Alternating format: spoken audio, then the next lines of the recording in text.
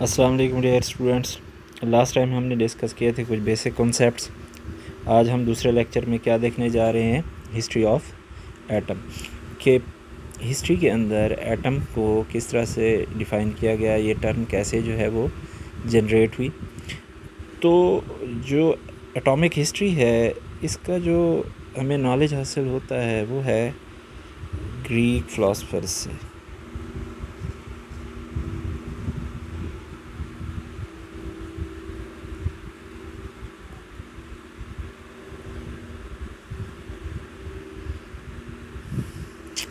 इनके मुताबिक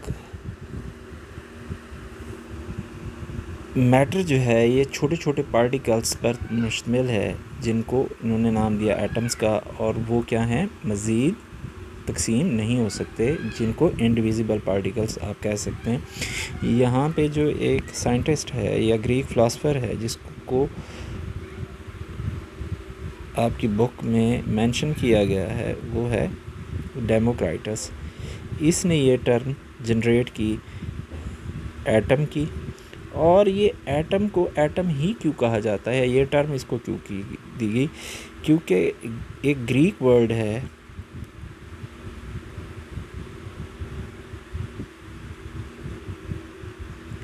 जो है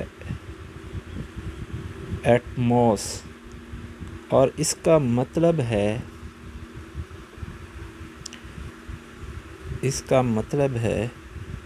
इंडिविजिबल, नाकाबिल तकसीम, जिसको मज़ीद तकसीम ना किया जा सके। That's why atom is called atom, because Greek philosopher thought that the smallest particle of matter is an atom and it can not be further सब डिवाइडेड।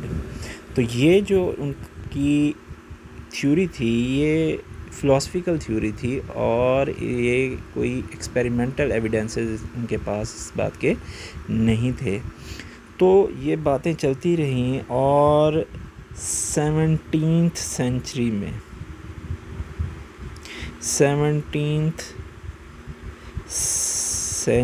में जब क्वांटिटेटिव स्टडीज़ जो है वो क्या हुई, की गई कंपाउंड्स की, क्वांटिटेटिव स्टडीज़ की गई कंपाउंड्स की, तो ये बात सामने आई कि जब एलिमेंट्स कंबाइन होते हैं,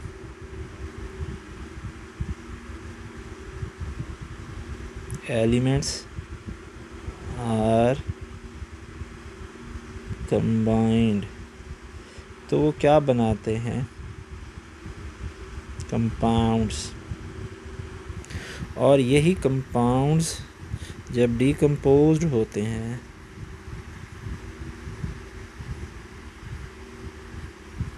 कंपाउंड्स जो है डिकम्पोज्ड होते हैं, तो किस में कन्वर्ट हो जाते हैं, एलिमेंट्स के अंदर। Elements are combined for compounds, and compounds when decompose they are converted into elements. So हम इसको एक इस तरह भी लिख सकते हैं कि elements converted into compounds by formation, and compounds are converted into elements by decomposition। ये है वो वर्क जो 17th सेंचुरी में किया गया, और ये क्या कहलाया, क्वांटिटेटिव स्टडीज़ ऑफ मैटर। इसके बाद जो काम हुआ वो किसने किया, 1808 के अंदर 1808 के अंदर एक इंग्लिश स्कूल टीचर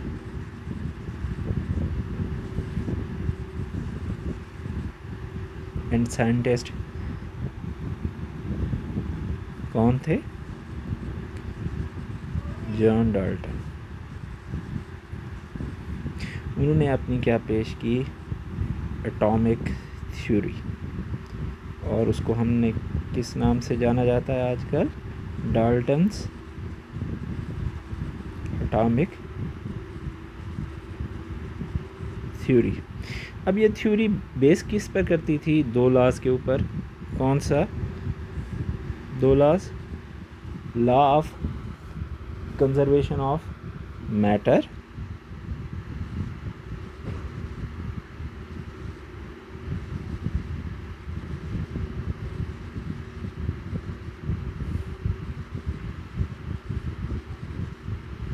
जिसको आप उर्फ़ आम में law of conservation of mass भी कहते हैं, कि matter can neither be created nor destroyed but they can change from one form to another form. और दूसरा क्या है? Law of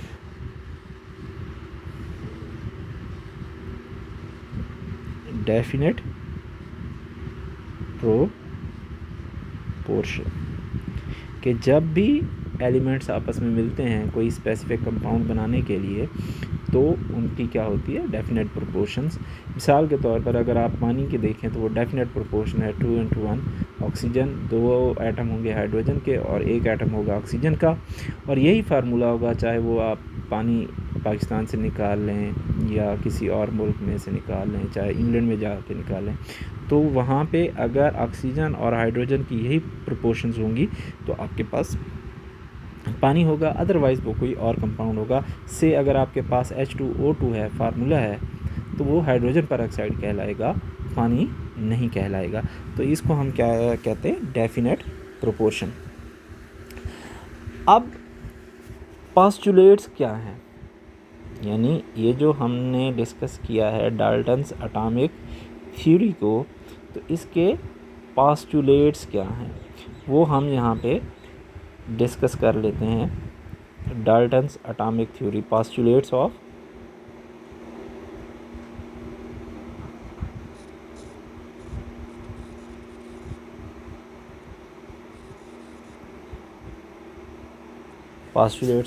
Dalton's atomic theory.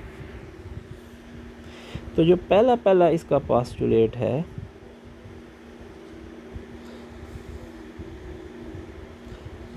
Atom is the smallest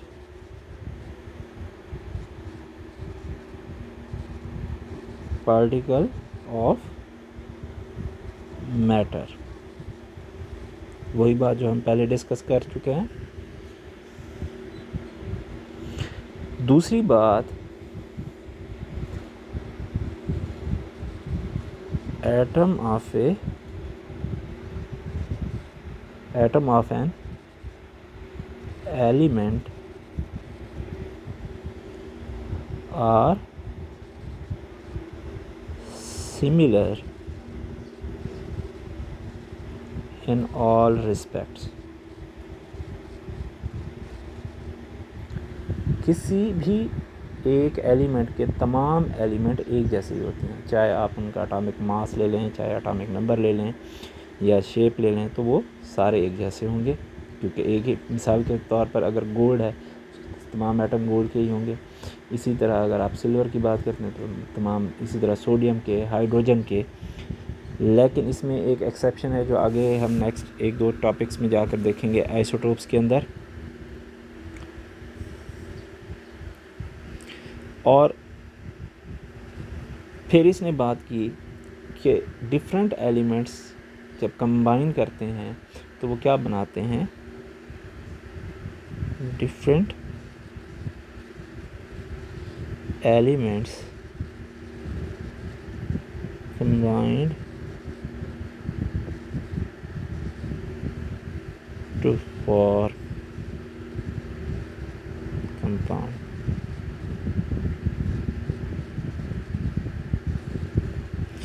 तो ये एक शॉर्ट क्वेश्चन भी है जो डाल्टन एटॉमिक थ्योरी पर पूछा जाता है, तो वो मैंने आपको ये पूरे जो है यहाँ पे लिखवा दिया है। अगर आप इस तरह से लिखेंगे तो ये आपका बोर्ड के लिहाज से बेहतरीन शॉर्ट क्वेश्चन है। यहाँ पे मैं मेंशन भी कर देता हूँ, ये क्या है? एक शॉर्ट क्वेश्चन है डाल्टन एटॉमिक थ्योरी के लिहाज से। अब लास्ट टाइम हमने इसको फिर डिफ़ाइन भी कर दिया था एटम को। मैं दोबारा इसको डिफ़ाइन कर देता हूँ कि जब हमने यहाँ तक पहुँच गए तो हम एटम को डिफ़ाइन कैसे करेंगे। लास्ट लेक्चर में भी हमने इसको डिफ़ाइन किया था, दोबारा हम कह लेते हैं। The smallest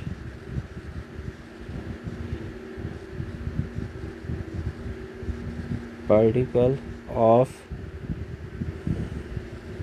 an element which can take part in a chemical reaction। किसी भी मैटर का या एलिमेंट का वो छोटे से छोटा ज़रा जो केमिकल रिएक्शन में हिस्सा लेने की सलाहियत रखता है उसको आप क्या कहते हैं, एटम कहते हैं। ये हम देख चुके थे।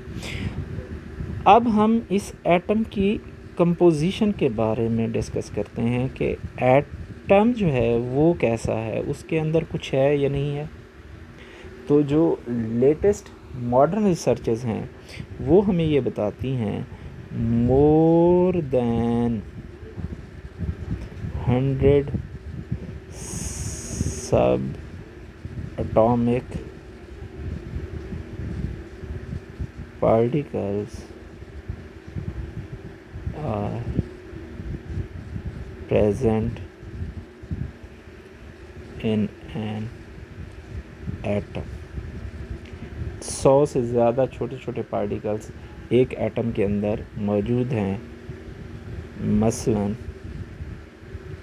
इसमें इलेक्ट्रॉन मौजूद है, प्रोटॉन मौजूद है, न्यूट्रॉन मौजूद है, इसके अलावा हाइड्रोन है, न्यूट्रिनो है, एंटी न्यूट्रिनो है, मीज़ॉन्स हैं। ये तमाम क्या हैं, सब एटॉमिक पार्टिकल्स। लेकिन इनमें से चंद पार्टिकल्स को हम क्या कहते हैं, फंडामेंटल पार्टिकल्स कहते हैं because of their importance.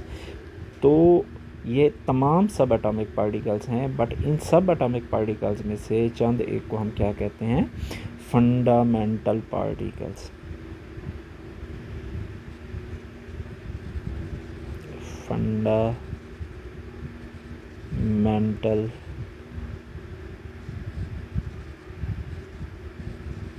Particles, और वो कौन से हैं, इलेक्ट्रॉन, प्रोटॉन और न्यूट्रॉन। ये तीनों पार्टिकल्स क्या कहलाते हैं, फंडामेंटल पार्टिकल्स। क्या कहलाते हैं बच्चों, फंडामेंटल पार्टिकल्स। अब एक और शॉर्ट क्वेश्चन रह गया, उसको मैं यहाँ पे मेंशन कर देता हूँ। Role of J Berzelius in chemistry. कि जैकब बर्जीलियस का जो रोल है वो आप डिस्कस करें केमिस्ट्री में। तो जैकब बर्जीलियस की दो जो है वो काम हैं, कंट्रीब्यूशंस हैं केमिस्ट्री के अंदर। एक, उसने डिफरेंट एलिमेंट के एटॉमिक मैसेस को डिटरमिन किया और उनकी वैल्यूज़ आज के जो एटॉमिक मासेस की वैल्यूज़ से क्या करती हैं, कोइंसाइड भी करती हैं। दूसरा काम उसने क्या किया कि सैम्पल्स का जो सिस्टम है उसको भी डेवलप किया, एलिमेंट्स को सैम्पल्स भी दिए। मिसाल के तौर पर हाइड्रोजन के लिए H का सैम्पल हम यूज़ करते हैं, ऑक्सीजन के लिए O, कार्बन के लिए C। तो ये दो उसकी मेजर कंट्रीब्यूशन है in the field of chemistry. एक, उसने एटॉमिक मासेस को क्या किया, डिटरमिन किया एलिमेंट्स के, और दूसरा हमारे पास क्या है, सैम्पल्स उसने डिटरमिन किए, डेवलप किए एलिमेंट्स के लिए। तो ये हमारा आज का बच्चों लेक्चर था बेसिक कॉन्सेप्ट के ऊपर। इसको हम दोबारा रिवाइज़ कर लेते हैं। हिस्ट्री ऑफ एटम से हमने स्टार्ट किया, ग्रीक फिलासफर्स को डिस्कस किया, और उसमें किसको, डेमोक्रिटस को, जिसने टर्म जो है वो डिवाइस की, कौन सी, एटम की, और ये वर्ड कहाँ से निकला हुआ है, एटमॉस, जिसका मतलब है इंडिविजिबल। फिर क्वांटिटेटिव स्टडीज़ को हमने डिस्कस किया, कैसे एलिमेंट मिलकर कंपाउंड बनाते हैं और कंपाउंड कैसे डिकम्पोज होकर एलिमेंट में चले जाते हैं। फिर हमने जॉन डाल्टन की एटॉमिक थ्योरी को डिस्कस किया, उसके पास्टुलेट्स को देखा, फिर एटम को डिफ़ाइन किया, एटम की कंपोजिशन को देखा, फंडामेंटल पार्टिकल्स को डिस्कस किया और जैकब बर्जीलियस का रोल देखा। अब यहाँ तक बच्चों अगर आपको कोई बात समझ नहीं आई तो आप अपने जो क्वेश्चंस हैं वो आप पोस्ट कर सकते हैं कमेंट सेक्शन में और इंशाल्लाह उसका फ़ीडबैक आपको ज़रूर मिलेगा। अल्लाह हाफ़िज़।